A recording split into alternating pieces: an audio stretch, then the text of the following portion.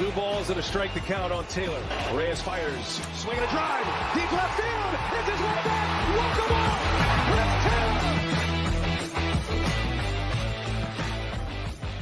Left What's going on, everyone? Welcome into DodgerHeads, presented by DodgerBlue.com. My name is Scott Geirman, senior staff writer, Dodger Blue. I'm here with my good buddy Blake Williams. Busy man. How we doing, man?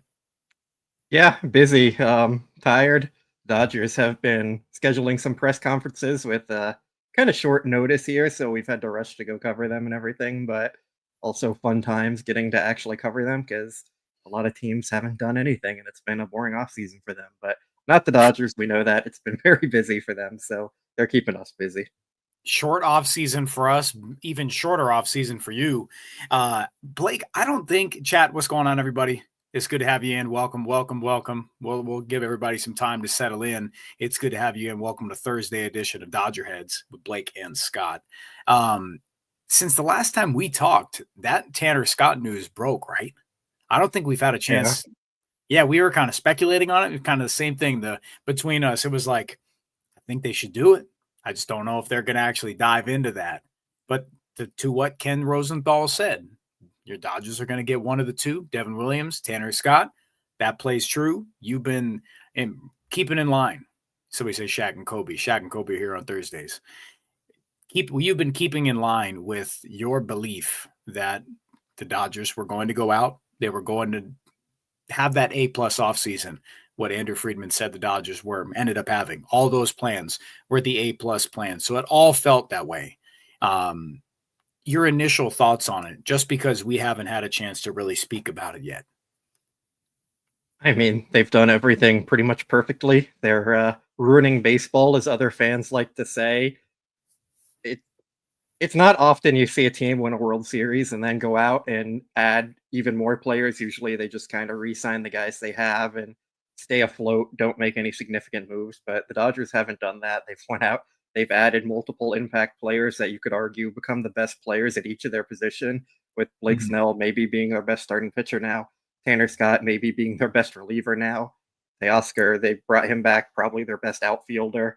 Like, they've just done so much to improve this team while also keeping guys in the mix that were key pieces to their World Series run. So it's just been incredible what they've been able to do, and credit to them because I think they're $70 million over the next closest payroll. Like, this team is spending, they're showing no signs of slowing down, really, even though it seems like they might be getting there, but could have another veteran reliever on the way with Kirby Yates. It seems like that's trending to happen. So, yeah, it's just been an impressive offseason.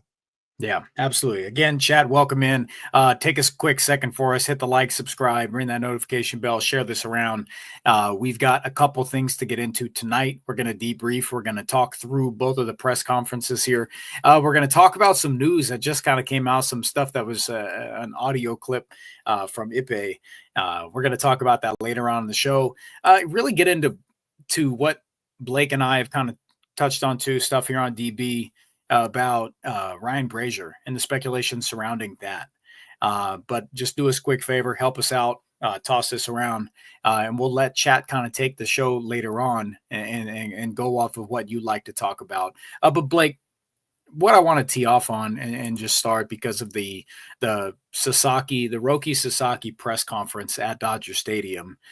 We heard a very, he seems like a very calculated person. He's very thoughtful when he speaks. The statement he had, I loved it. I really love the fact that he seems very confident. And when he speaks, it just seems his words carry some meaning to it. He doesn't look like he's, anything but himself. What were your takeaways from the Roki Sasaki press conference?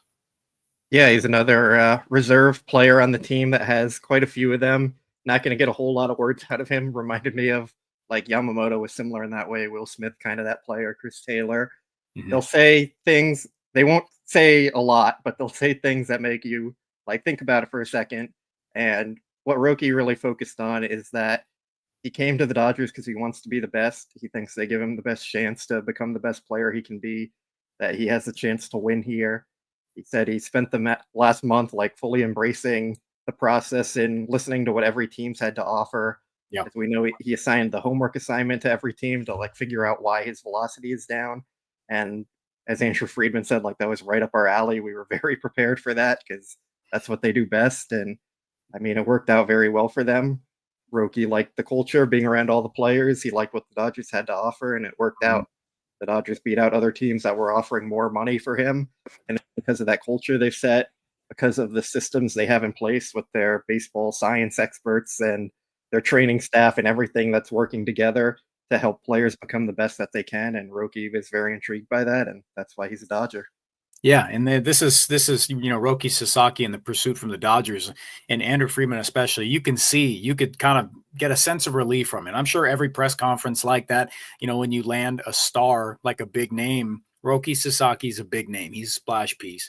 But in terms of an international prospect, trying to court him, get him to the Dodgers since he was in high school, right, Blake? Like that's a project that you put so many man hours into, and you put so much research, you put so much, it's just pursuit. It's just an endless, relentless pursuit from the Dodgers to figure him out, to make the Dodgers into what they are now. And it's just like we talked about, Blake, that the Dodgers, the organization top to bottom. And the thing I want to get into in a minute, I'm going to put a pin in it for just a sec, is that organizational stability that makes them such a desirable place. And you could hear Roki Sasaki really get into that. And he's just another player that covets that quality and that trait that the Dodgers have. But with Roki Sasaki, what I really enjoyed is that he's just very, very mindful. That's just what he is. He said he's another soft-spoken guy. And I love the fact that Andrew Friedman, Brandon Gomes, they're really talked about how they're not going to hold him back. They're going to let him hit the ground running. Is that something that you like to hear? Are you kind of on that? Were you thinking any other way in terms of his usage? I'm of the camp that I just want him to get in there and just dive right in. I don't want to change any of his routines. Just let him hit the rotation if that's where he's ready to go at. How do you see it? Yeah, well, Friedman said they're just going to plan on him being a starting pitcher and let him go from there. There's no true innings limits or anything on him. I figure at some point in the season, they're going to kind of limit him a bit, whether that's like taking him out in the 5th inning instead of pushing him for a 6th or 7th inning type thing, or maybe skipping a start here and there down the line in the season. But it seems like they're pretty committed to just letting him go out there and do his thing, and no true limitations like they've had with some other pitchers or pitchers coming off injuries. So it was interesting to me because Sasaki has had injury concerns in the past, and his stuff was down last year, so they got to get that back on track and figure things out. But yeah, it seems like full ride, put him in the starting rotation to start the year and go from there. Yeah, Sasaki, this past year, playing, you could tell his usage was kind of lessened a bit. You could see that with his downward trend kind of in his velocity. I'm very happy. Using the word, just a cool homework assignment for teams. How would you diagnose this problem? I'm sure that's been on the top of his mind. Aside from that, Blake, what were some of your biggest takeaways from Roki Sasaki's presser?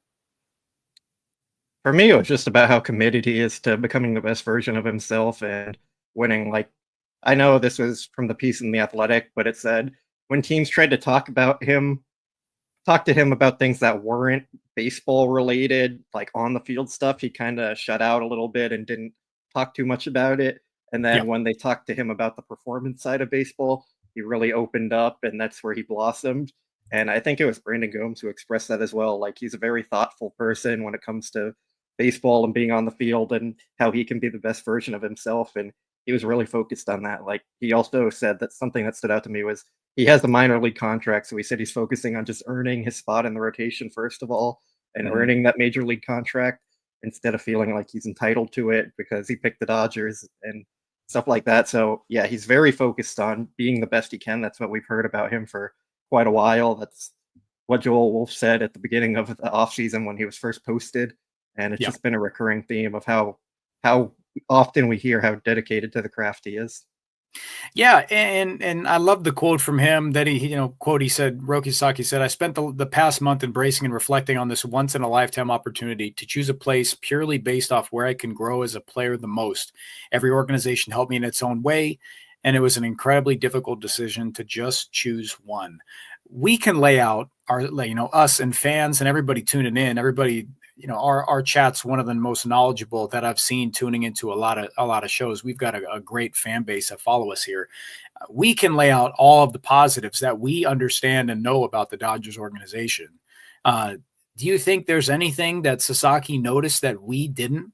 Do you think there's conversations and there's stuff that, Andrew Friedman pitched to them? Or do you think it's purely just like we can bring in Mookie Betts, who, supposedly had a 10-minute speech in the meeting they had with Roki Sasaki. It's who we have in Andrew Friedman here, sitting in the room with him and just having an all-out plan for this incredibly important chapter in his career before he can get that true payday. Do you think there's something that, something special that we perhaps don't know? Or do you think it's for all the reasons we list all the time about their stability?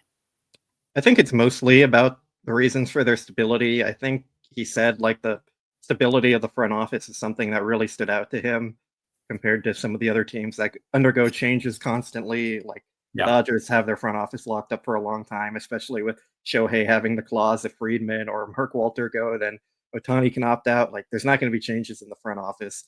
Yeah, they've proven they're dedicated to winning. They're spending on the field, they're spending off the field to help players. They treat their minor leaguers probably better than any other team by providing them fresh quality meals as opposed to other organizations. And I think something else that stands out is they're very detail oriented. They're going to find things that other teams won't find pretty often. If something's not right, they're going to address it and fix it pretty quickly. And I think those are the things that stand out to players. And of course, the commitment to winning, spending on pretty much every player, quote unquote, ruining baseball. That's the stuff that players notice, and they want to be part of that. They want to go and win. They want to be part of the best team that they can be on. And it's attracting players, whether it's them signing the player for the biggest contract or having to beat out other teams and getting them for values that less than other teams are offering. Yeah, and Roki Sasaki becomes the 13th Japanese-born player to play for the Dodgers. So the history there between the Dodgers and Japanese players and having Dave Roberts at the helm, I'm sure is an appealing thing for sure. And in reference to the stability, I think it matters, Blake. I really think it does. I know money is not a fact, in this cycle was not a factor. It's more about, sure, how can they, just like you said, how can you help him grow? How can he become the best player, the best pitcher, the best person, and the most appealing candidate for that next contract when that opportunity does come up? It's the Dodgers, man. It's flat out the Dodgers. He could have gone somewhere else and had a terrific, first part of his career here leading into that contract. It doesn't hurt to be in a place where you're perennial, knocking on the door of the World Series all the time, consistently in the playoffs, a front office that's going to be mindful of your usage, understand that you have a career perhaps outside of this organization, and they're not just going to run you into the ground. That's just not what the Dodgers are going to do.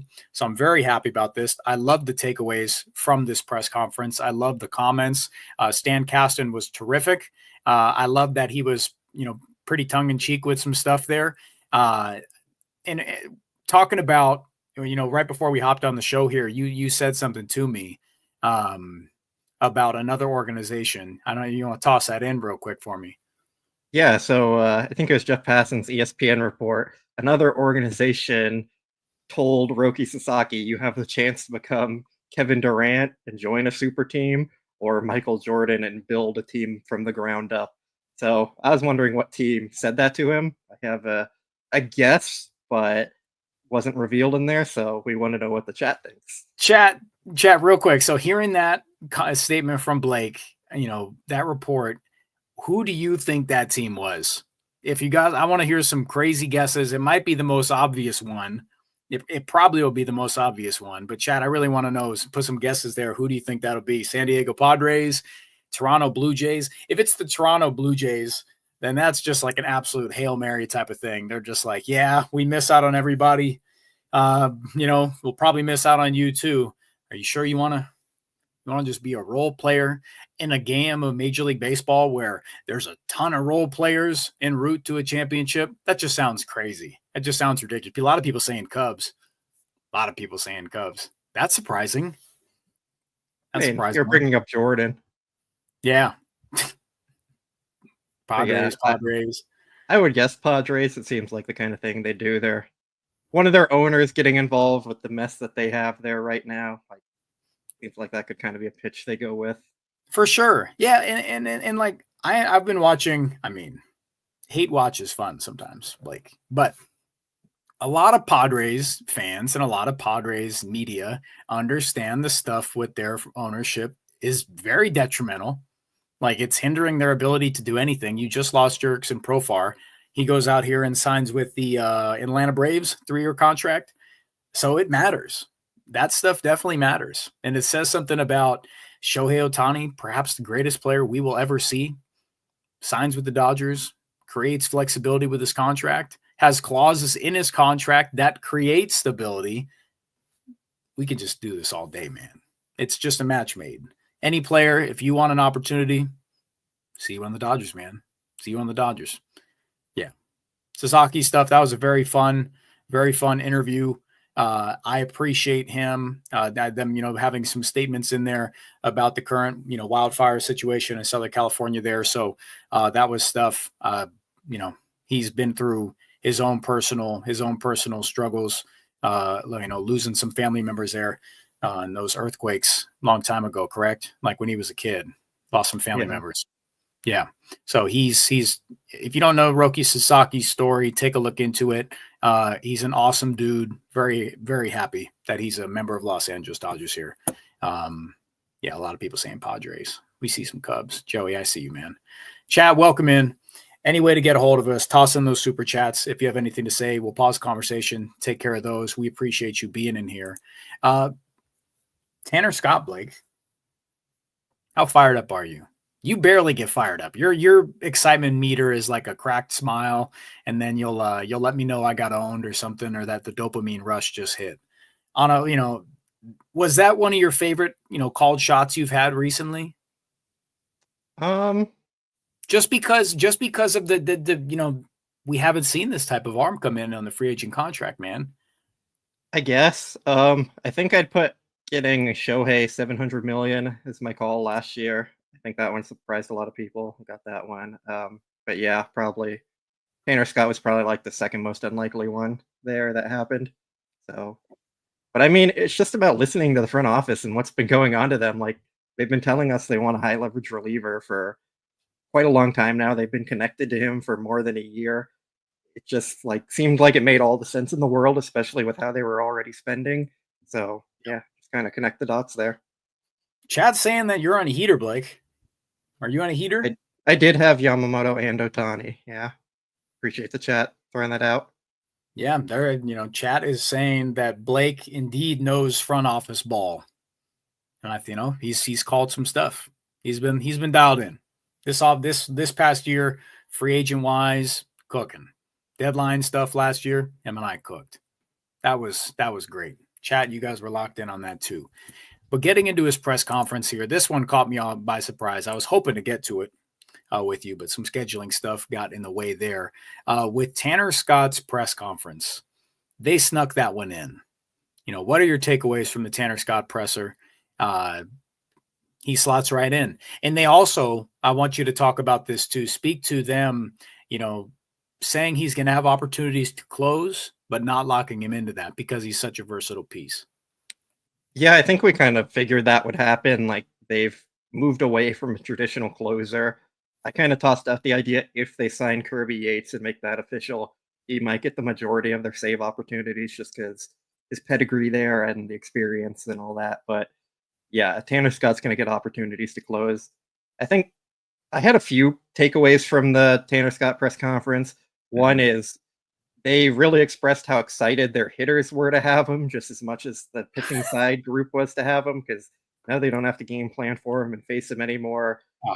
Gomes said that during the press conference, and then when we did the side interview with him, he was like, yeah, our hitters are very, very excited about this signing. So I think that speaks volumes. And then another thing is, there's a lot about how great of a person Tanner Scott is. Brandon Gomes was really hyping that up too, tremendous person off the field. He's really close with Evan Phillips already, so he's going to fit into the clubhouse tremendously. And he pointed to how Tanner Scott, as a pending free agent, would take the ball in any situation that the Padres needed him to. It wasn't about getting the most saves so he can go out and get the most money or anything, or protecting his arm so he doesn't face an injury. It was about him going out there and doing whatever he can to win a game, whatever situation they needed him for. And that really stood out to me from that aspect, because it's pretty rare when you hear the front office or people talk about someone with that kind of like value there and how good of a person they are, the chemistry, the culture that they bring. So yeah, that really stood out to me. Yeah, man. He's a crazy piece. As you were talking, I was pulling up, his numbers against the Dodgers. Shohei Ohtani 1 for 13 against him. Teoscar 1 for 7. Freddie Freeman's been all right. He's 3 for 9. But yeah, everybody else not so much. Not such a big sample. Mookie's been fine against him. Miggy Roa as 0. He's 0 for 6, man. Just not a big sample, but as far as like the guys who you want to do damage, I mean, Ohtani's probably the loudest one in the room, jumping for joy. Love that. I agree. Yeah, you can't get him out, or you can't hit off of him, just bring him in house. I love that. Chat remembers us talking about Tanner Scott last year. I think it might have been last year or at the beginning of this past year. Everybody was talking about, if you're in here, people who tune in every single day, remember the chat asking me, and I think I was on here with Jeff, we were bringing up Tanner Scott, and people were talking about some small sample. He had like a hiccup, and then it just, people were off the Tanner Scott train, and then he just goes on to cook the rest of the year. So, yeah, earns every bit of the contract. What a dude, man. I guess another thing that was interesting is Brandon Gomes said the Dodgers felt they were really close to acquiring him at the trade deadline last year. They felt they were really close, and then later they called back about it, and then they felt they weren't close, and that seems like when the Padres really upped their offer and jumped in there and ended up getting him. So, yeah, he's been a guy they've really targeted for a while now. He was asked about why they were willing to go out and give a 4-year contract to a reliever when that's something they haven't done historically, especially at the money he got. Like 4 years is one thing, 4 years, $72 million another. And he just talked about the stuff, the type of person he is, and everything that contributes to making him a player. Like just someone they felt really comfortable in making that investment into, when historically reliever contracts have been very hit or miss, but they're very confident with Tanner Scott. Especially with how versatile he is, excuse me, and the fact that he was willing to take the ball at any time. I know when players do that, you can put yourself in some dangerous territory. But he understood the press, and some of those games. They did a segment on MLB Network earlier about the same thing. He was coming in pitching in late August, and back-to-back days, multi-inning outings. Like Tanner Scott is someone who Dave Roberts will be able to hand the ball to in those highest leverage moments. Aside from just being able to have the stuff, he's had the pedigree and the moments and the history of being able to come in on back-to-back days, being able to work, against either side of the plate. So we can speak ad nauseum about how good Tanner Scott is and what he can do. But he's got a lot of dog, man. He's got a lot of dog. And I love the fact that he's been exposed to several scenarios here.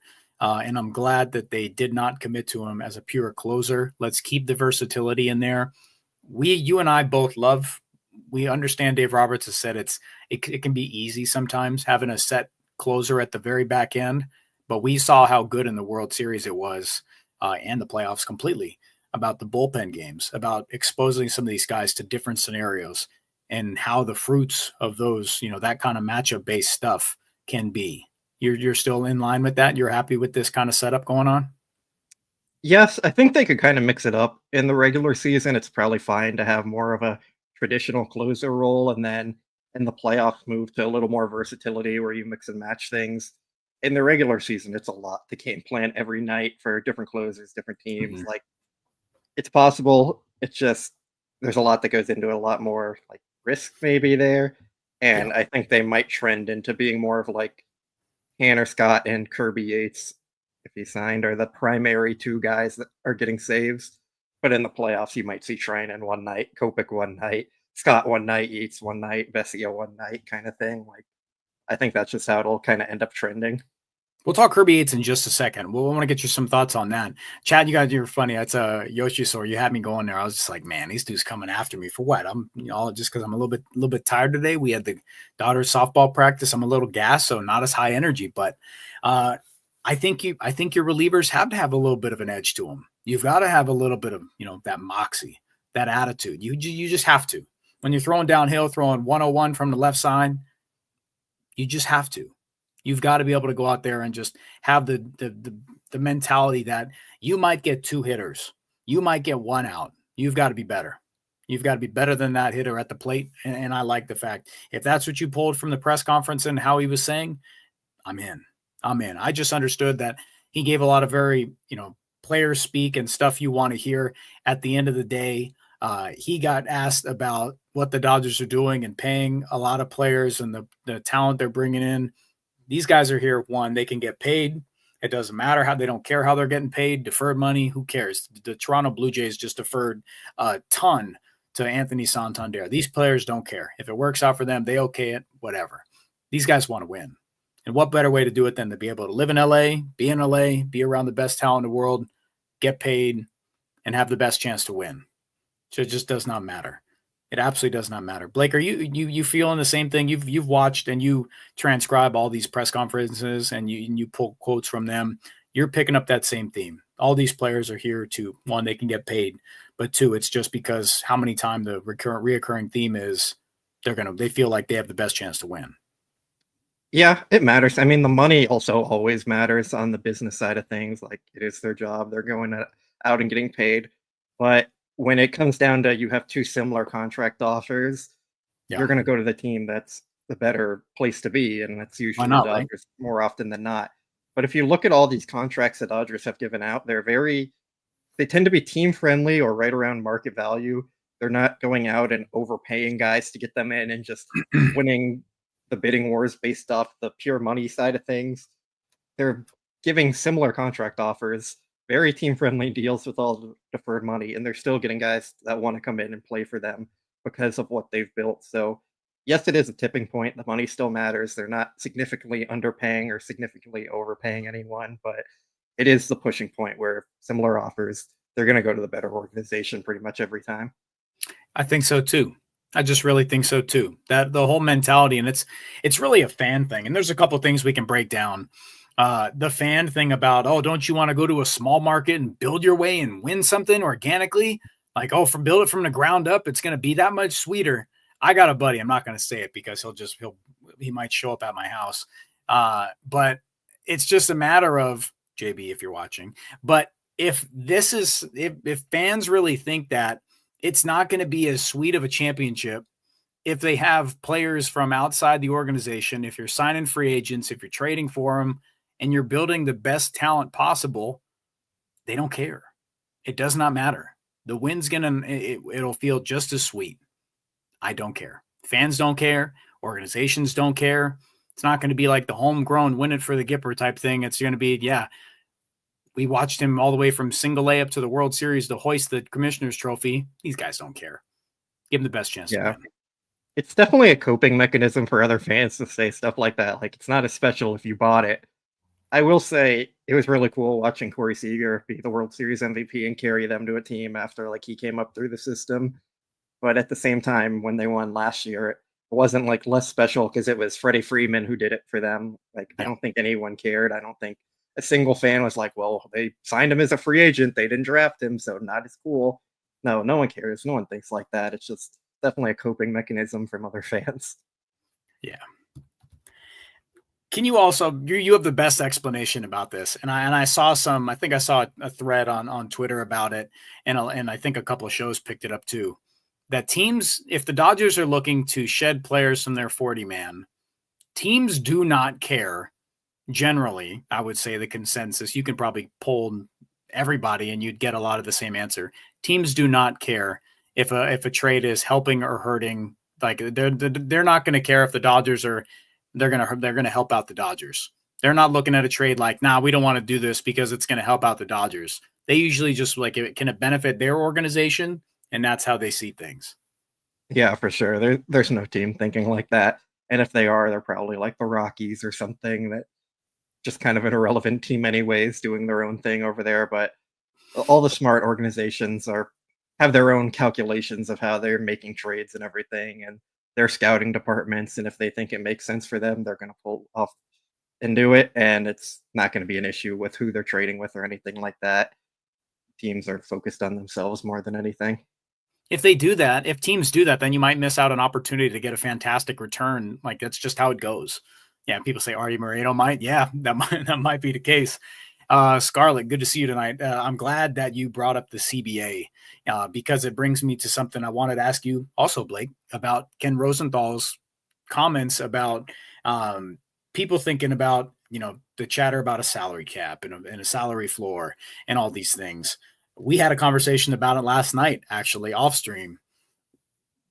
This is not something that a work stoppage over a salary cap or a salary floor, or telling players in the Players Association that these players are not going to be able to make as much as they can, and the owners are going to be able to rake it all in.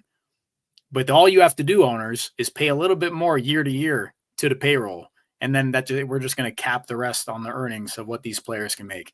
There's just no way. There's just no way that this was a thing.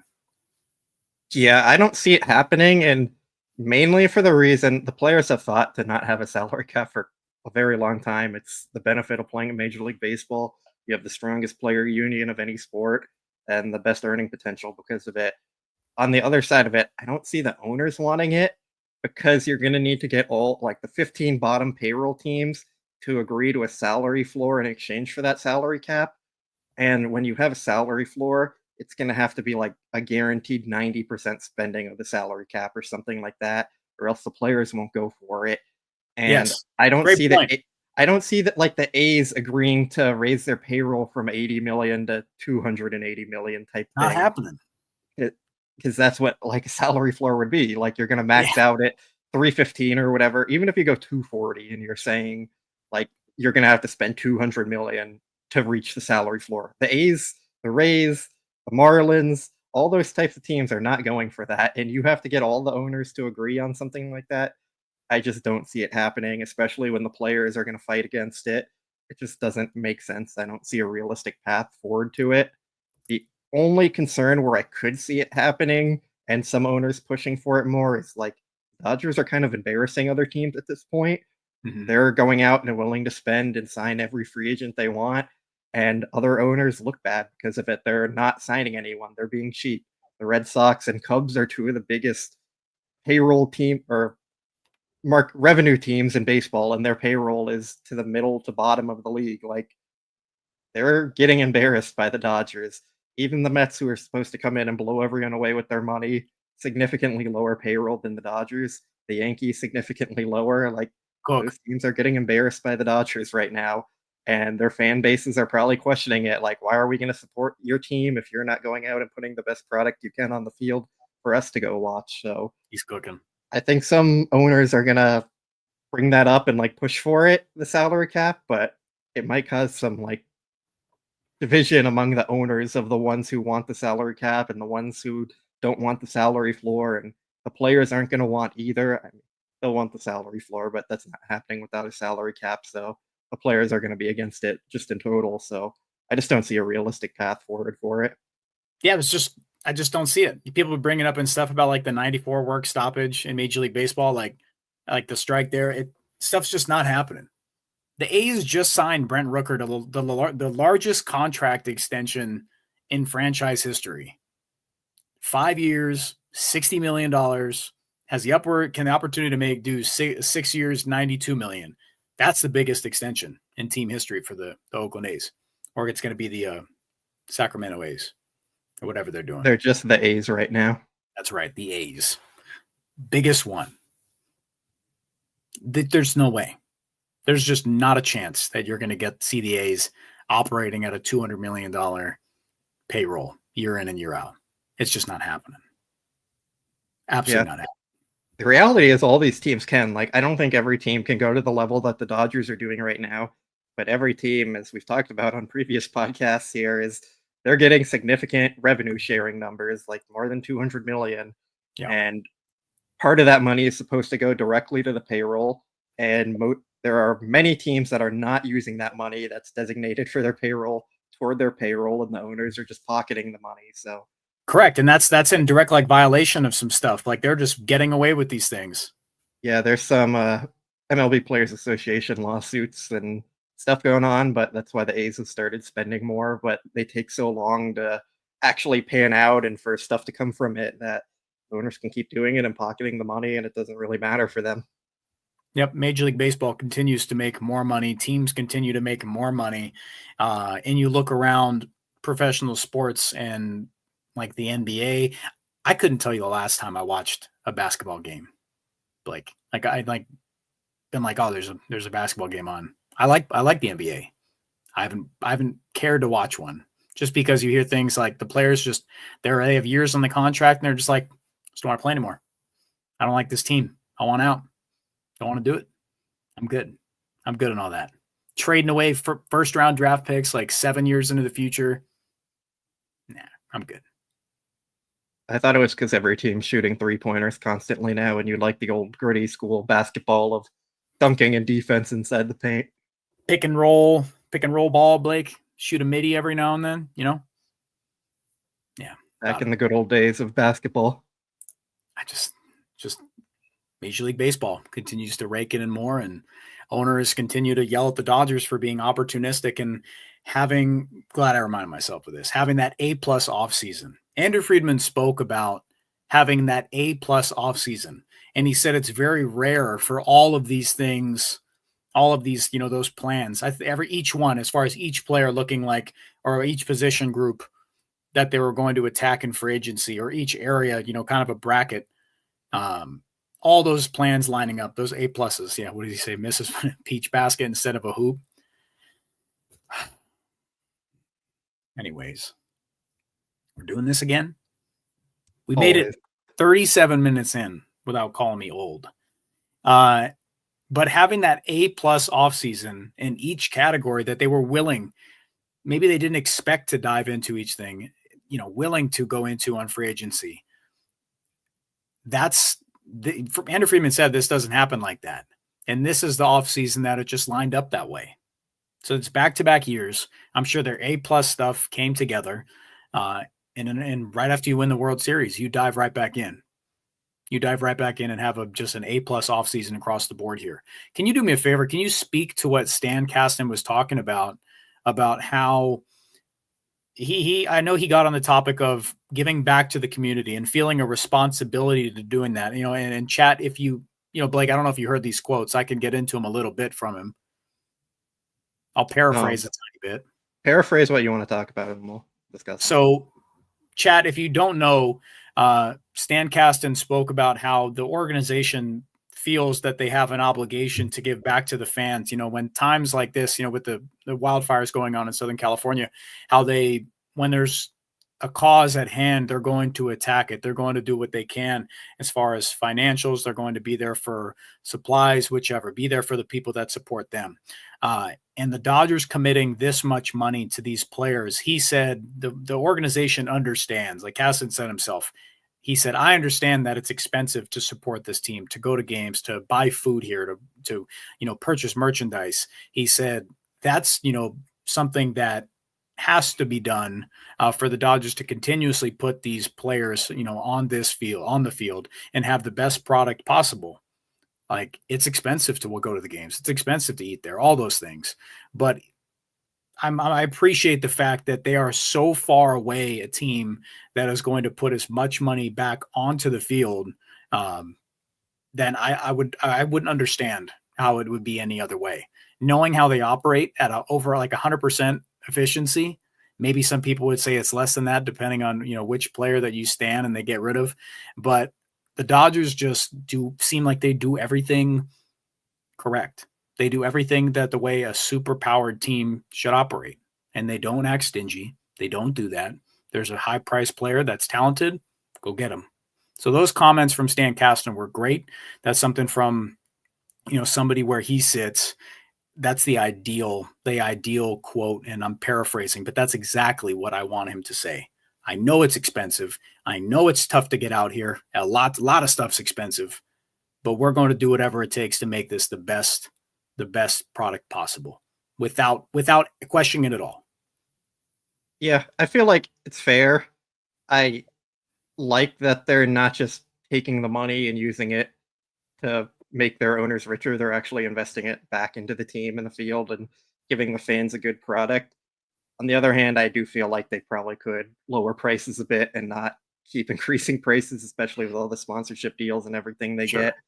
So, like, kind of a double-edged sword there, I guess. They could be like other teams where they keep increasing prices and not making the team better. So, definitely appreciate that they go out there and they spend and try and win and put the best product, upgrade the stadium constantly. It seems like every other year they're doing renovations there. Yeah. But at the same time, it's still very expensive to go to Dodger games now. And I think it's pushed out a lot of people. And like, you don't need to keep increasing parking prices.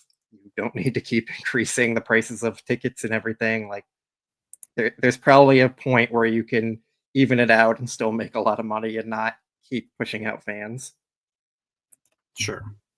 As far as on-field stuff, Blake, and who they're bringing in, best product possible. But it's too expensive. It's a lot.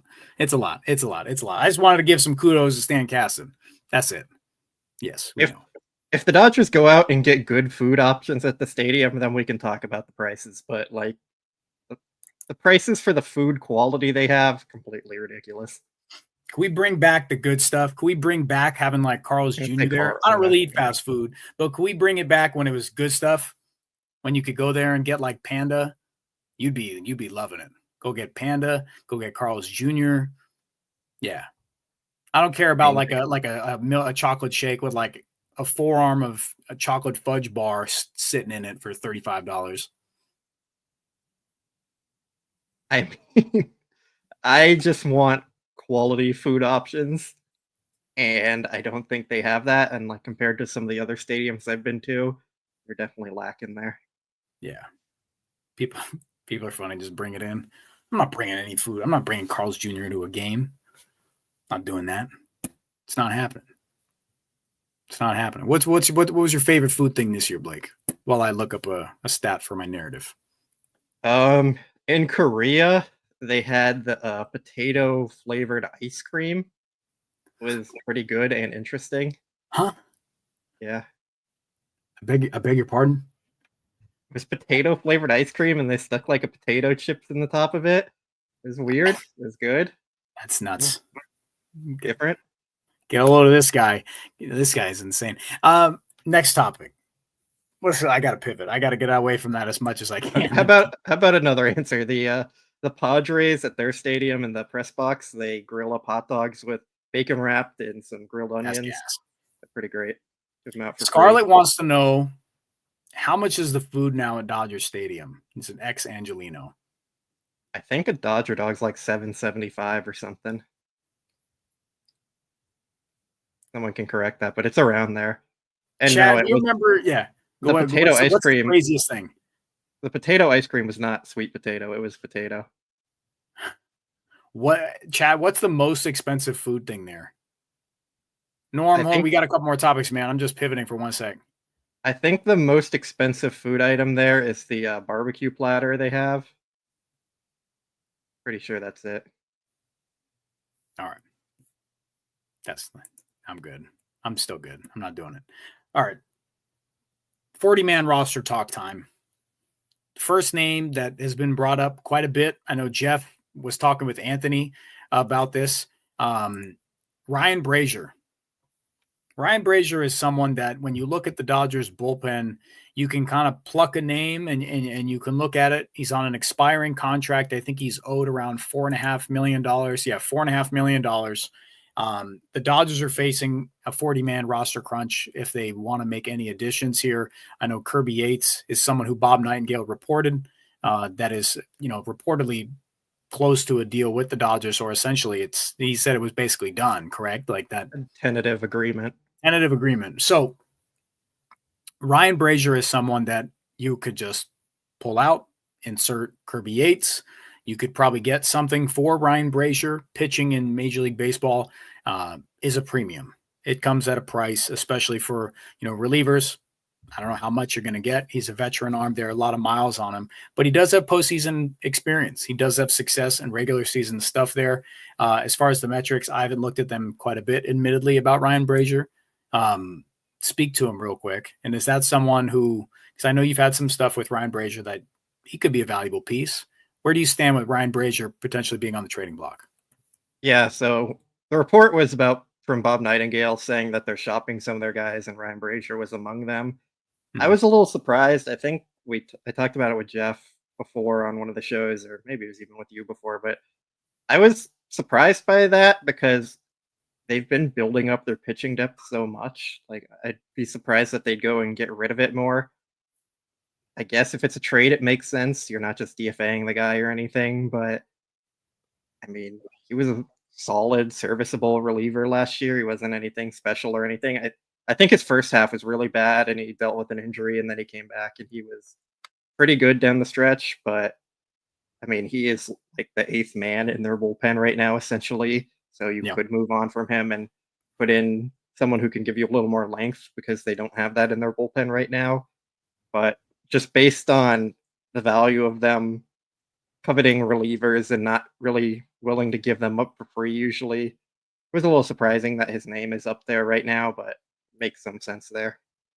Yeah, you're spot on in that his first half was not very good, and his second half was so much better. He allowed, I mean, 3 home runs in the first half. 11, just not a lot of usage, man. Just not a lot of usage from Ryan Brasier this last year.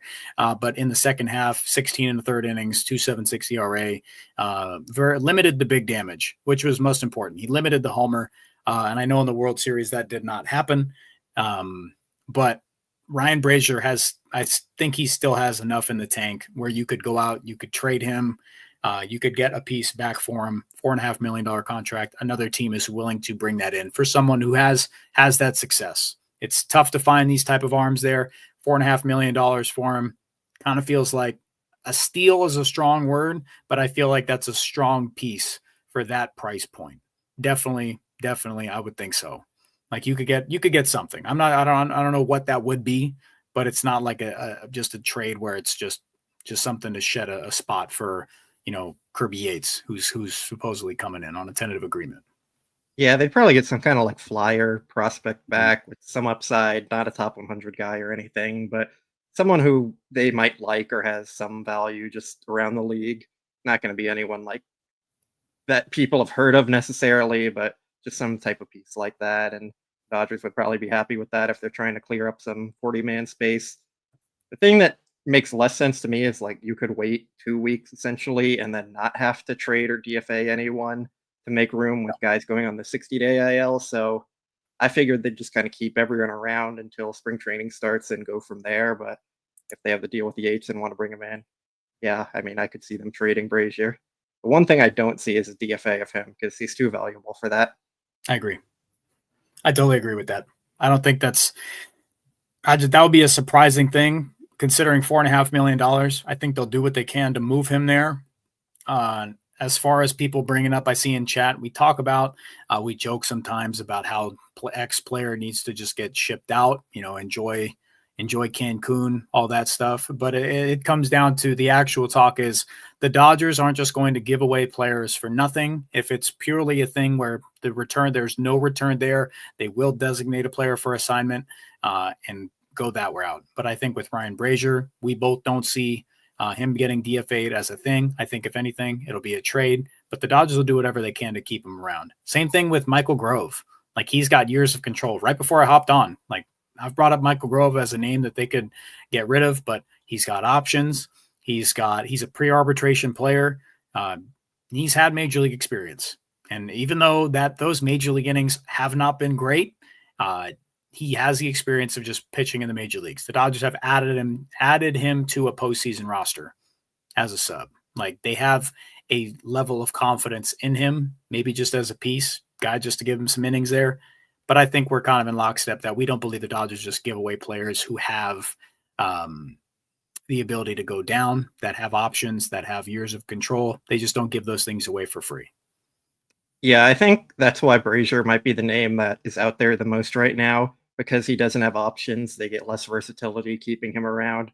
With Michael Grove, you can send him to AAA, and it's going to allow you to keep your depth. And if you need a guy, he's serviceable enough in the regular season to bring him up. He was fine in a 1 inning role, and things got dicey when they've made him go multiple innings or start. But as long as they can kind of keep him to a role he can thrive at, he's fine for your 15th reliever in the organization on the depth chart type thing. So I think that's the way they're viewing things. Like, you have less options with Brasier. So if you lose a little on the performance side to have more versatility, I think that is something they're okay with. Yeah.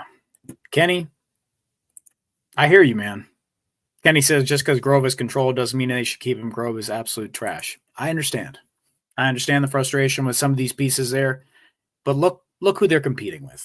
Look who they're competing with in front. You've got to have some roster fillers here. Like, Michael Grove is not an arm that's going to make like opening day roster stuff and being a key piece to the bullpen. But I get it. When there's a pinch, when there's a roster crunch, definitely the names you look at, it's directly you look at the production. But the Dodgers have the ability to clear some spots with some 60-day IL stint players. And there's other guys on the horizon. Kike Hernandez. What's your final say on Kike before we move on? He'll be back. I would be shocked if they don't have a handshake agreement with him to say, like, once we get guys on the 60-day, you're coming back. Their position player depth isn't necessarily strong outside of the guys they have for their like top 13. So I think he'll be a guy they want back. Yeah, I agree. Final thing on Michael Grove, chat, I'm with you. He gets a bad rap for a lot of stuff there, but he's been put in some situations where he's just got to eat some innings, wear the lumps. Organizations need those arms just to come in and get outs. It doesn't matter how you do it. Doesn't matter if you get blown up. Ever heard of Brent Honeywell? He just had a run where a lot of success happened there, but his biggest contribution to the team was getting blown up for a few innings. That's sometimes those guys, that happens. Then you go out and you make a name and you're a legend.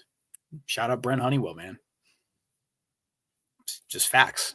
Not every player on a 40-man roster, not every player on the 60 is going to be, a superstar. They're going to be role players. Everybody's got their thing. It's flat out how it goes. I still think they see some intriguing traits in Michael Grove for why they don't want to just like totally give up on him. He gets strikeouts. He's pretty good at limiting walks. His expected ERA and expected batting average were pretty solid. Like, the results haven't totally been there, but I think they are at least intrigued enough to keep him around and not say like, this guy's just the guy we need to get rid of. Yoshora says, I want to see Blake Williams eat some innings. Blake, what if you're a righty, right? On the mound? What would your ideal arsenal be? I pitched a little in high school. I threw a two-seamer / like sinker type thing. And that was about it. What was the IVD on that? Probably pretty good. It got moved. I got a lot of ground balls. I wasn't like striking anyone out or anything, but kept the defense awake and in it through strikes. Old school type pitching there. Just pound the strike zone, let your defense work. Wow. I would say break a bat or two, but we're talking high school stuff here. Hand out a lot of stingers or what? No, just ground balls. Just had the ball drop below the barrel. Wow. They're swing through it, thinking they're going to crush it. Just drops right below. Hep says you're going to be the Dodgers' Dylan Floro. Sure. Dylan Floro probably throws harder than me, but yeah, that's about it. Any one of you think you could take Blake 450 dead center? A lot of raise your hand. I'll have to record this. I'm going to face you. I'll get that set up for content. I'm saying a lot of people, yeah, no doubt. Yep. And I'm just saying, I was supposed to face Daniel at some point. That never happened. He was supposed to do it at spring training. He forgot his glove. He didn't want to face me. Man. Blake, that's a great hat you have on, by the way. I wanted to make sure I brought that up. I'm surprised nobody in chat brought that up at all. Shout out to you, man. That's a great cap you got on. Thanks. Yeah. All right. This last topic is one that we are just begrudgingly bringing up because Ippei Mizuhara is just an absolute tired topic individual. I think it was The Athletic, in an audio obtained by The Athletic. They released a tape of Ippei impersonating Shohei Ohtani in a call to a bank trying to wire $200,000. And if you hadn't, knowing what we know now, it's funny. It sucks that it happened to Shohei, but it's funny the way he was so bad at impersonating Shohei Ohtani. He literally he stated his name as like, I'm Shohei Ohtani. Like, that's just, it just sounded kooky. If you have a chance to check it out, we've got a story up there. And I know we have the audio thing linked directly in there to our YouTube. It's 3 minutes and 46 seconds. You will not regret it. It is a listen. It is a listen. And what this guy was doing, just an unbelievable thing, man. This he's got 5 years. He's looking at 5 years. Is that right? I don't remember all the details of it, but yeah, he's looking at some time. He's looking at some time. What were your thoughts on that audio? It was funny and sad at the same time. Yeah.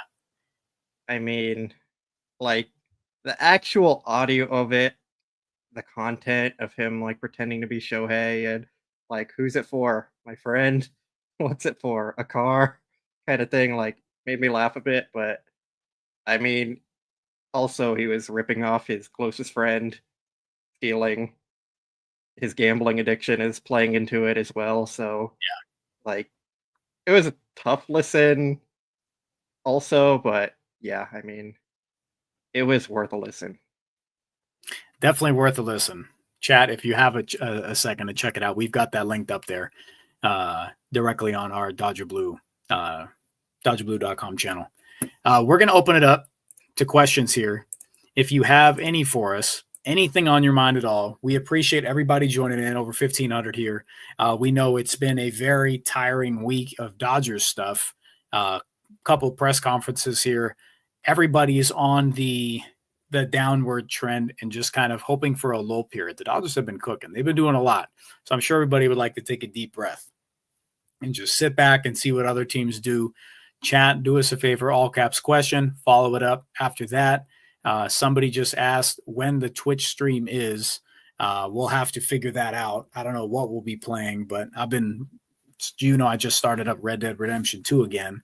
So that's what we're doing. I know we're not going to show that we're us riding the wild, wild west here, but we'll figure something out. Fortnite Friday. It's not popular thing. I work Fridays, man. Yeah. Here's a good. I was going to ask you this. Did you see Roki said what he wants to do in LA is go find the best burger, and Mookie chimed in like, I'm going to get you out of your shell and we're going to try the best milkshakes or something like. What's the best burger in LA? I don't know, man. I don't. I have a place. I forgot that. I know. I went there with some of my girlfriend's friends. I forgot the name of it. I'll have to look. I got a photo. I'd have to bring that up next thing. But I saw people saying like In-N-Out, and I was just like, we're not doing that, guys. Don't. Great value, but not the best burger. Yes, it's just not. It's a good burger, not best. It's a good value, not the best burger. He could do way better. He might take one bite of that and just we change this up a bit. Let's see. I like that though. I like that Mookie Betts. They all got a good relationship. Like it's a fun thing. Like they're already locked in with each other. Yeah, people say In-N-Out's basic for sure. Real quick, yes, we both went to Cal State Northridge. So Matador alumni show here. The Doors. Shout out to the Doors, man. Shout out to rest in peace to the Matadome. We've got a lot of CSUN grads covering the Dodgers. If you guys know Dodgers Insider, the magazine they give you when you go into the parking lot, Terry Osborne runs that. He's a CSUN grad. David Vassay, also CSUN guy. So, yeah, doing pretty well over there. Yeah, you haven't lived till you've taken a yoga class in the basement of the Matadome, chat. Those are the days. That was the best. All right, some real questions now, baseball related. Who are some former Dodgers who are only here for a short time, but you wish had stayed longer? My personal was Zach Greinke. The Kershaw Greinke duo was electric. I wish that Chase Utley was a Dodger for 20 years. That, man, the slide was legal. Mets fans, that was the most legal slide, hard-nosed, gritty play. Infielder shouldn't have been standing there. Chase Utley should be a Hall of Famer as a Los Angeles Dodger, but terrific career with the Philadelphia Phillies. I'm so jealous they got to watch him. Surprised he didn't go with like Beltre. That one hurt me, man. I picked up a great Beltre rookie card the other day. Yeah. I mean, for me, does like Corey Seager count as short term? Like he should have been a Dodger for life. I feel like that wasn't short term. Okay. That wasn't short term. You got him. No, Beltre wasn't short term either. How about Hanley? Yeah, Hanley good guy. one. Very Hanley good one. Very good one right there. Somebody say Pedro. You got That's before our time. Piazza. I can get on board with that, chat, I guess. Because Beltre can be in the same bucket though. Kind of be in the same bucket. Like he could have and should have been paid by the Dodgers. But Beltre gave the Dodgers how many years? He was with the Dodgers for 7 years. Like, that's not a short period of time. It's not a short period of time. Give me a good one. Somebody give me a good one. Omedo sign, stop. Jordan. Give me a good one, guys. I want to be like. Facts. Wait. No. Yes. Joey Gallo. Get him his whole career in Dodger blue. See, whoever brought a Pedro, you're making Scarlett upset. Don't do this, man. Steven Souza Jr. Someone brings up Steven Souza, and I think to myself, like, what year was that? Was that 23? Sounds right. I don't know. All those guys blend in together. The amount of times I had a text with friends, and I was like, wasn't it against who's the submarine pitcher from the Giants? Is it Tyler Rogers? Yeah. It's Tyler Rogers. Yeah. I think Steven Souza was the only one to like go up there and have like actual success or like feel good in that spot. In the amount of times I texted a buddy, man, where's Steven Souza? Like, I need him up right now against Rogers. Like, yeah, Souza, good pull, but give me Manny Wood. Ding, ding, ding. Yeah, Manny's a good one. Albert Pujols a good one. Oh, I just turned off the GOAT. Where's Chris? Put it back up. He's the GOAT, man. The GOAT. Chris Torres, the GOAT, man. Fantastic photographer. CSUN alumni. Christopher Torres. Love you, man. What a dog. What a dog. Okay, now people are just naming old random Dodgers. I need a good, man. Eddie Alvarez. I got like personally triggered by Eddie Alvarez, actually. That was my one chat where I just picked on him, where I was like, I cannot believe that this guy has a roster spot and is getting innings for a team like the Los Angeles Dodgers. Lance Lynn. Somebody said Lance Lynn. Gary. AJ Pollock. He got years. He got a contract. That's not one. He got a contract. Somebody please put Andrew Jones so I can clip it for Jeff. The Stan Kasten video, he was talking about Andrew Jones should be in the Hall of Fame. I have to send that one to Jeff. I don't know if he saw it. I think Andrew Jones is a Hall of Famer. No, I know that, but he should be. Okay, yeah, okay. Yeah. Well, he should be a Hall of Famer. I'm indifferent. I only saw the Dodger part of his career. And have you looked at his stuff before? Have you looked at his resume? It's pretty good, but he's such a first half of the career guy. Like, you have to really go in on the peak of a career to get him in. Yeah. A lot of players, like, the peak can be so good. Like, it's just, you can't, like, nobody better type stuff. But yeah, center fielders get a really bad rap. Like, a really bad rap. Like, there's been a lot of center fielders who just don't get the stuff. Man, great question. Who brought that question up? Who was that? Daily. W. Yeah. Great question. I love that. Got a super chat. Zenji, great to see you, man. Thanks for the super chat here. Any love for Monty's Good Burger? Never been. Where is that? I haven't heard of it. I'll have to see how far it is from me. Scott and Blake take Monty's Good Burger. Culver City? Culver City. And there's one. Echo Park, a couple. W. Koreatown, Riverside. Okay. Well, maybe we'll have to explore, check it out. But yeah, no answer for you, unfortunately. Should we shout out to Dan Schuster and Chatman? Teacher, credential, and master's from CSUN. Stellar human being. Just had a birthday recently. Happy birthday, Dan. I love you, man. Blake and I were having some conversations possibly about spring training. Oh, real quick. Nah. Matt chimed in. I don't think he's a Monty's fan. Wow. That's admin. You can't call him Matt. It's admin. Admin doesn't like Monty's for sources.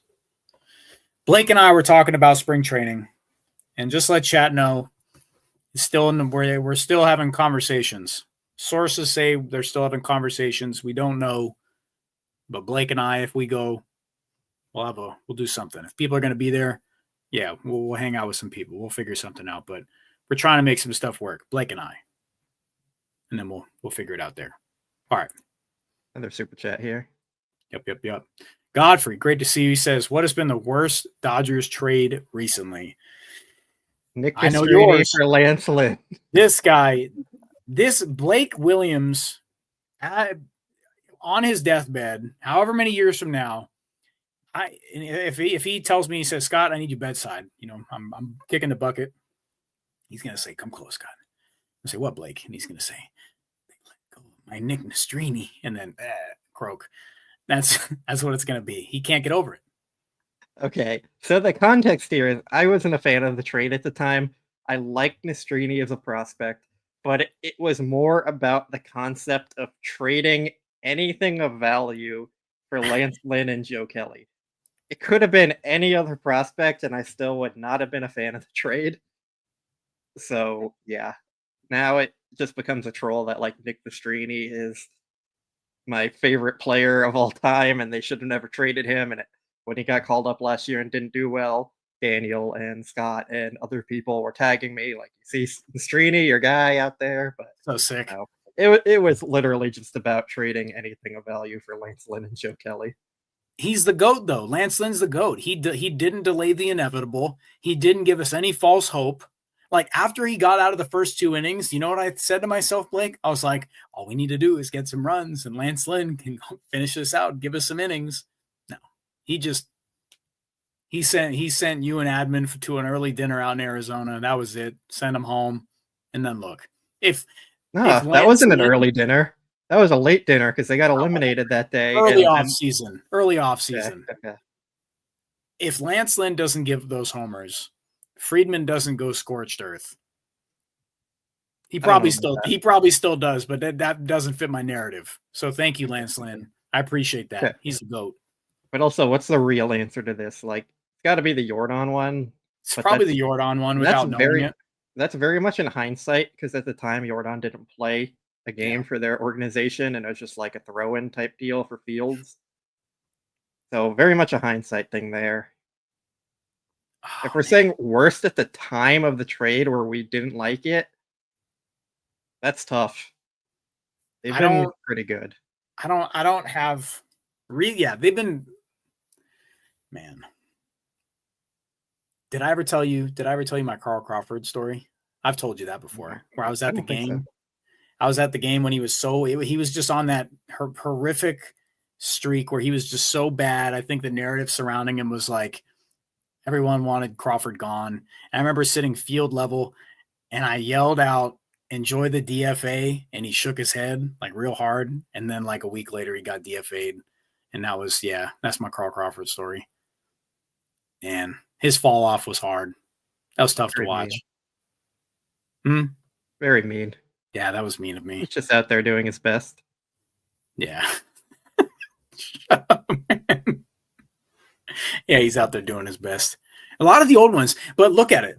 Think about the parallel. I know a lot of talk has been going on about like the Guggenheim group and like Andrew Friedman and the moves that they don't make, and that they're much more mindful of trades now. And sure, if a dart story, if like a dart throw works out, then it works out.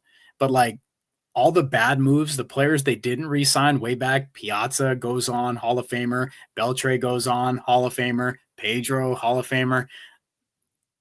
what a run. What a 10-year run where it's just you gave away 3 Hall of Famers for nothing, man. Yeah, to find the real bad trades, you have to go back in the past to those ones, I think. There was nothing like at the time where it's just like they can't be making that trade. That is terrible. Before our time a little bit. I was around then, but I was a kid. Like I was a kid then, but that's a little I don't think you didn't know ball like that then. Yeah, I started watching in like 2007, 2008. So, yeah. I am a big fan of the Lux trade, so I will not agree with that one. Shout out to John, man. Bringing up Lux. W. All right. Some more questions here. Yeah. Here, this one's right up your alley. Oh my God. What would a contract have to look like for you to be happy signing Bregman? Free. 10 years, 1 million. Deferred. Deferred. All 800,000. Yeah, I don't want Bregman. I don't like him. Yeah. All deferred money. It'd be a good signing for the team, but like I just don't want the guy. Yeah. All deferred, man. Let's see here. All right. Has there been a Dodger pitcher in recent memory that upped their velocity? I mean, a lot of them have. Landon Knack, when they drafted him, he was a guy sitting like 92, 93 in college, and they got him up to like touching 96 at times. So that's the most notable one, I think, in velocity jump. But they've been really good at getting velocity jumps from their pitchers, more at the minor league level than the major league level. But it is something they're pretty good at.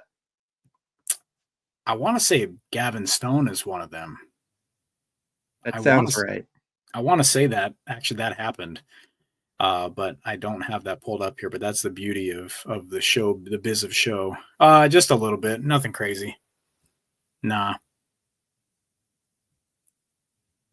A little bit. Nothing that I would scooter boot or nothing. Yeah, Gavin Stone's not one that it was a little bit, nothing noticeable though. He was airing some stuff out. I wouldn't put it in the noticeable category here. I mean, I'm sure there's some of the relievers that they got that they feel like Ryan Brasier might have been velo bump guy when they got him in. Yeah. Ederico says, who'd you rather want, Nolan Arenado or Alex Bregman? Arenado, because even though he's a worse player and I don't think he'd provide that much value, you're probably like salary dumping some other guys and maybe getting like Ryan Hesley in a trade back. I just don't like Bregman. I mean, cheating scandal, all that. Like, same thing with like Correa, George Springer. Just guys I don't want on the team at all. I'd say Arenado because he's cool. Like he's actually cool, a cool person there. Good for you, be good for the culture, be happy to be in LA. Alex Bregman would just have this rain cloud over him. It would be an absolute scenario. People like, who's this guy? What are we doing here? Arenado's like begging to be a Dodger too. Yeah. He's wearing Kobe shirts and stuff. What a dog, man. I want Jack Flaherty back just because he wants to be the Dodgers. Like, are you curious about that? Do you feel a little bit bad? Like, I know you don't feel bad. He's going to make millions of dollars here, but like, as far as his free agency goes, like he made those early rounds and did a ton of media, did a ton of interviews. He went everywhere, and his free agency has just been a halt. He's been vocal about it. That just hasn't happened for him. What's your take about Jack Flaherty right now? Yeah, I'm surprised by it. I thought he'd like sign pretty quickly after the Corbin Burns and Fried and Snell guys were gone because he was in that next tier of pitchers. I think he may have been like holding out hope that the Dodgers would swoop back around and come get him and maybe passed on some other deals or anything like that. But yeah, I'm surprised. Maybe it is one of the situations where the Dodgers are going to say, we're going to be opportunistic and we're going to go give him a 1-year deal and he can reset his market next year kind of thing. Like, that's what Snell basically did with the Giants last year. It worked out for him. So, I don't know. What are you going to do? Is that going to happen? Could that happen? Do they have spots for that? Maybe when guys are put on the 60-day IL and things start to shake out. I mean, we know this team can never have too much pitching. Maybe if they say, like, we're trading Gonsolin or May in a deal, I'd say it's slim, but I wouldn't totally rule it out either. Where's Admin? I need admin's opinion. Admin is Matt. Admin, would you welcome Jack Flaherty back? Chat, would you welcome Jack Flaherty back, knowing that there's a lot of innings that have to go around? There's a lot of shuffling that would have to go around. Think about that. Take that into, if it would feel like a lot. GI would say what he says it's excessive. It would feel like a lot. I know we'd welcome it. It'd be cool. Like if you'd probably get him on a 1-year deal just to reset and just be another arm, but it would feel like a lot. I would be curious how they would find innings for one more arm. I just don't see it. Like I said, it would be fair. Ohtani's not going to pitch like the first month and a half. And then you're going to have guys who get injured. And then these things are going to come up, and it always works itself out. Like, Correct. He could easily slot into the rotation on opening day. A bargain deal for Big Jack Flaherty. Comes back home, wins a ring, gives it everything he's got, sits around all winter. The story, the makings for a terrific story are there, Blake. I think you're talking me into it. I mean, if everything worked out perfectly, you could even just go trade Jack at the trade deadline. Get prospects back for him. Nice return. Wow. Still get a ring. Yeah. But that probably won't happen. Things never work out perfectly like that. Friedman's tuned in. Don't make a mistake about it, Blake. He's listening right now. They're just sitting there being opportunistic. They keep telling us that. Every time they can say opportunistic, they say it. He basically said with all these signings, without saying it, that we've listened to Blake Williams this last 2 years, and he hasn't steered us wrong. Blake Stradamus has done nothing but cook, and everybody's going to know it. So what he says goes. There you go. A couple more questions, chat, and then we'll get you out of here. Thanks for tuning in on this Thursday night. Blake and I really do appreciate it. Shout out to the 1600 in here across all social media. Thank you. A couple more questions here. Pick them up too about the Jordan trade. Yep. He just didn't have a position at the time. It's one of those things where he was a dart throw. You just have no clue. I would have loved to see the scouting report. I don't know if that's been. I would love to know the scouting report for Jordan before. I've never looked at it. I actually haven't. Like once a player's gone like that, I don't care too much to look back into it. It was like kind of similar to what we've heard. It was could develop power, could be a good hitter, no defense ability. Got to figure that out for him. Very raw. There's no DH. Yeah.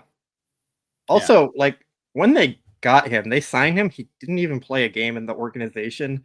It was more just like, hey, we're going out and giving him money to come in and join the team. Like, it wasn't something where they saw him, got to work with him, and then they're like, nah, this guy isn't good. We're trading him. It's they signed him and then traded him like a month later or whatever it was. So, yeah, it's hard to like be too upset about that one, I think. Yeah. All right. Let's see. It's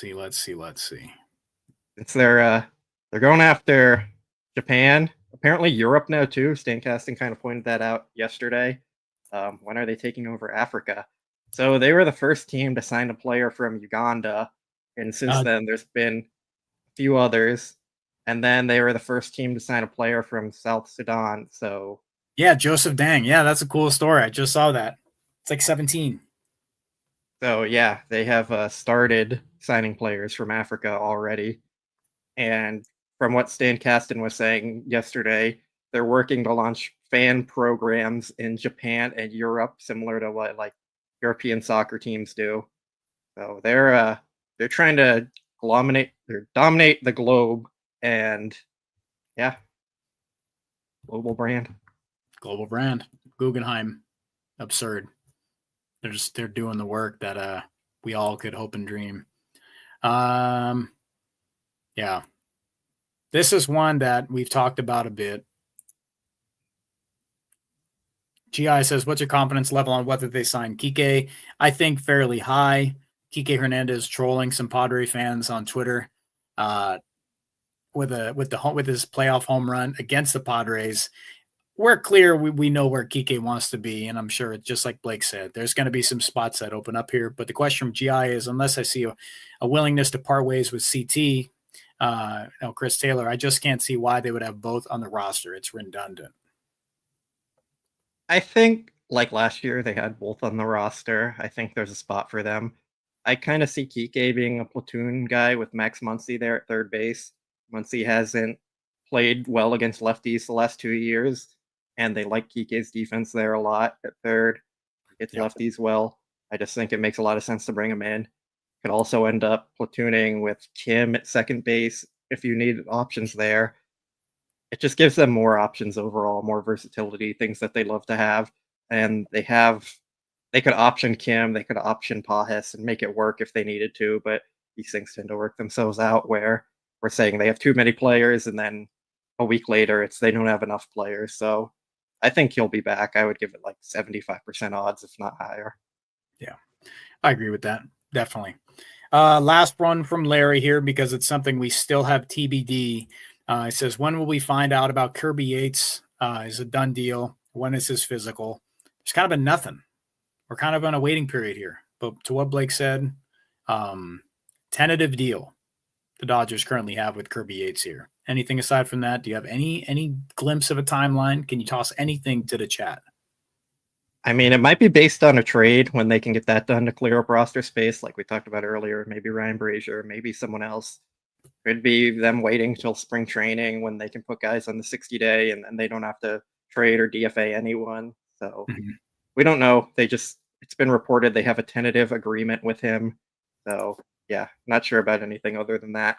But Brandon Gomes was asked about it today if they could be signing a guy like a veteran reliever, and he said famous words, we're going to be opportunistic, and then gave a big smile. So seems like it's happening, but got to wait a little bit. Definitely. Let's be patient on that front, guys. Be patient. We appreciate everybody. Thank you. Thanks for tuning in. Good stream tonight. Mellow, appreciate it. We're on this come down spot here. I enjoyed it the hell out of these press conferences. It was some good stuff here. Great opportunity. I'm excited to see what they have in store for Roki Sasaki, Tanner Scott there. Again, chat, thank you again. Blake, last word, and we'll send us home, man. You got to stop doing this last word thing because I never prepare for it. I like putting you on the spot, dude. It's the best. It's the best. You say the funniest stuff. I should start preparing for it, but yeah, we're gonna see Kirby Yates and Dodger Blue soon. That's what's gonna happen. There we go. All right. Blake Williams doesn't say it's official, but officially says Kirby Yates, Dodgers soon. Thank you again, everybody. We'll see you next time. Keep tuned in. Dodger Blue, we're putting out great stuff here. Jeff running the lives in the coming days here. But we will see you again next Thursday. Everybody have a great rest of your week. Enjoy your weekend. And as always, guys, go Dodgers.